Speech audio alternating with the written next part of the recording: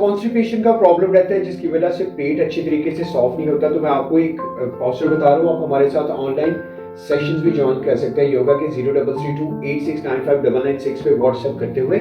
आप इस तरीके से देखिए, इस पोजीशन में आपने बैठना है। अगर आप आसानी से इस पोजीशन में बैठ सकते हैं तो यहाँ पे आपका पेट जो है वो बेसिकली अच्छी तरीके से प्रेस हो जाएगा यहाँ पे, और यहाँ पे आपने अपने दोनों हाथों को इस पोजीशन में ऐसे रख लेना है, और यहाँ से 1 बाय 1 आपने मूव करना है, जैसे कि 1 2 3। इससे आपका स्टमक अच्छी तरीके से प्रेस हो रहा है और आपकी जो प्रॉब्लम है ये कॉन्स्टिपेशन की, ये आहिस्ता आहिस्ता दूर होना शुरू हो जाएगी।